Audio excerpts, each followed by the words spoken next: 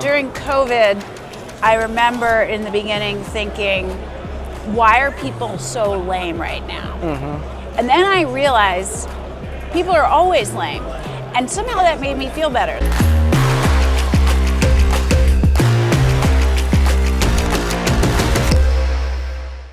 Now you mentioned that we can get into the whole Riley, Simone Biles dust up over that. Can you just explain what happened over that? I will. I want to say first, I've been a huge supporter of Simone for many, many years, so I find this whole thing disappointing. And I mentioned that I was an elite gymnast, and you know, when she dropped out of the Olympics, I defended her. I can explain why. But essentially what happened, I think it was this past Friday, Simone tweeted something seemingly out of character. She definitely seems very left, but she doesn't tweet much. She mostly retweets stuff. It was just weird, and she went on this tangent calling Riley a sore loser and a bully and sick. She said, "You're sick." And then she actually attacked Riley's appearance and said, basically, pick on someone your own size. I'm making it up.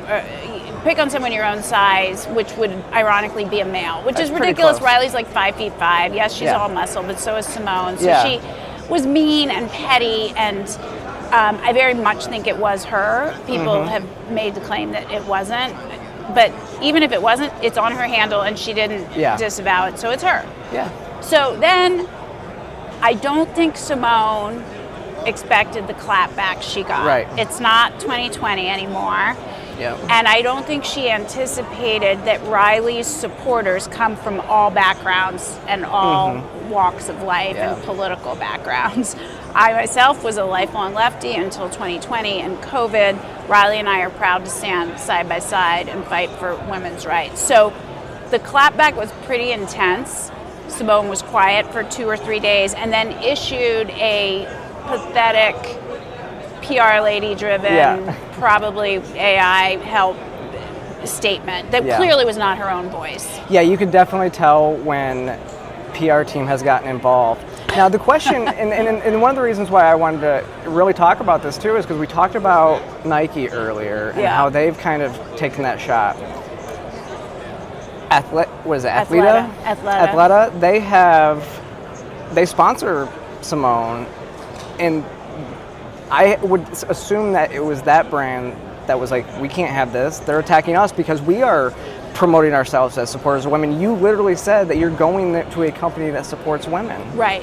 Well, and also Athleta's whole tagline is the power of she, and it's about body positivity. And she made this really cruel statement, body shaming Riley, who's built like a real athlete, just like Simone. I mean, the whole thing was just so messed up, and I think is so illustrative of the left's mindset, which is we will do all, they're hypocritical. We'll do all the things, violence, body shaming, whatever, if we are convinced we're in the morally virtuous position. So all the behaviors we disavow from the other side, we engage in them more than they do. That's what they do.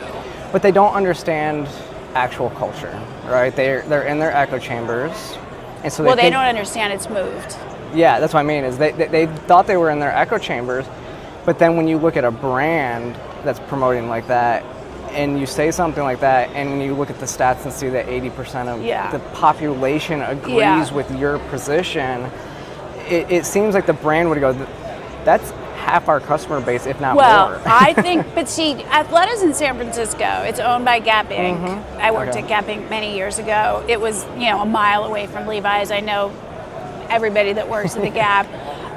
They're in the same echo chamber. So I think everybody was stunned by the pushback, including Athleta. But she also represents United Airlines and Uber Eats and very big mainstream brands. And I suspect the Corp Comm leaders at those brands were all like, holy shit, get your girl. Like, we got to pull this back. Well, they know too, because they've been taking away their DEI programs. They've been seeing the pushback. They're like, this is not good for us. We got to start pulling back our activism in that regard. Yeah, these falsely progressive brands, the institutions, the left does not have the power to cancel the way they once did. I would say a year or two ago, Simone wouldn't have apologized to an avowed conservative woman who's, has campaigned for Donald Trump. But she felt the need to apologize, or was pushed to apologize by the coterie of brands she represents, so that they could avoid getting Bud Lighted.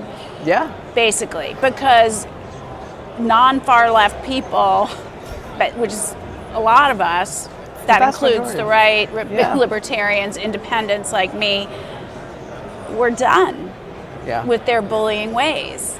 We're done. We don't have to take it anymore. Yeah, and I think it's a signal that it's a shift in culture that we're seeing a lot. That said, we have a long way to go. Yes. Because while 80% of people agree with us and our message, most of that 80% are still too afraid to say it out loud, and they will still get a dragging. I mean, we work with a marathon runner named Natalie Daniels, who we just did a quick series of interviews with before the Boston Marathon, which she was running. She was 5 or 6 months postpartum. She ran it in 2:50. It's pretty fucking good. Yeah. She just did a series of interviews with us saying, I think the women's category should be for women only. There's a non-binary category in Boston. There's men's, which is open, like run in one of those. Well, she got hammered. She got kicked out of her running club. Nikki Hiltz, the Olympian, came after her. People were tracking her whereabouts through her running app, Strava. Why? Yeah. Wow. Now, Natalie's awesome, and it's just strengthened her resolve. But the point is, it's still tough out there, and most people don't want to deal with it. They just want to wait for other people to deal with it. Yeah, and I kind of wanted to go in that direction because we talked about this last night a little bit when we were hanging out here, and the idea that so many people believe it but are afraid to say it. Yeah. Like you spoke a little bit about wearing the brand to your kids' soccer games and stuff like that, and the people that come up to you. Yeah. Because I get that too. Yeah. I see people, a lot of people go to the gym, and everybody I talk to is like, thank you for doing what you do. When they find out what I do, because most people don't really realize the space that I'm in. But they do when they see me out speaking, or when I did Dr. Phil event. Yeah. One person was like, it was such a pleasure to listen to you say that. Thank you so much. And so it's like, but it shouldn't fall on just the few brave people, but it takes a couple to start building. I think this is just the way it is. I mean, during COVID, I remember in the beginning thinking, why are people so lame right now? And then I realized people are always lame.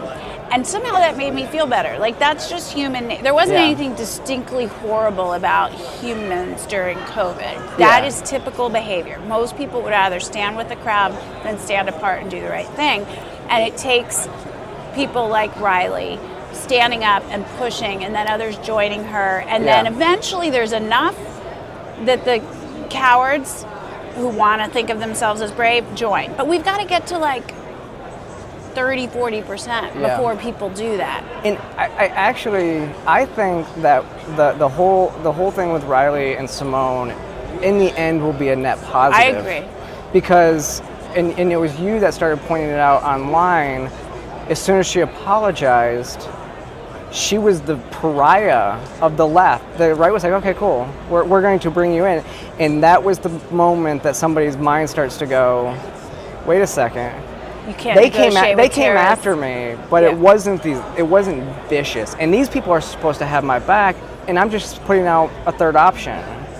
What's wrong with that? And they are making her a pariah. Yeah, I mean, there were a lot of people, even with her first statements, that were really angry because she was suggesting, I think it illustrates how little Simone understands about the conflict and the sort of like intensity of this conflict. But she was saying to Riley, why don't you advocate for a third category? Well, they don't want a third category. It's been tried. They don't show up. Part of it is identity validation. Part of it is being able to take the awards from women, I think, for some people. So a lot of people were mad already that she'd said that, and then she apologized to this person they consider, to be the devil, who I consider to be a friend, a good friend. You can't win, and so you have to come to it on your own. I mean, I'll say this. When I first was outspoken about COVID, I'll just draw a comparison. you know, we all got called racists for wanting schools to open. Why? It doesn't make sense. The idea from the other side was, well, there's a lot of black children in public schools, so you don't care if black children die, therefore you're a racist. That was their deformed logic. At first, I tried to explain myself. This is why I'm not a racist. This is why it's racist to keep the schools closed, because that's harming more of the children of color. Never mind that my own family is mixed race, and then you realize you can't. And so you stop.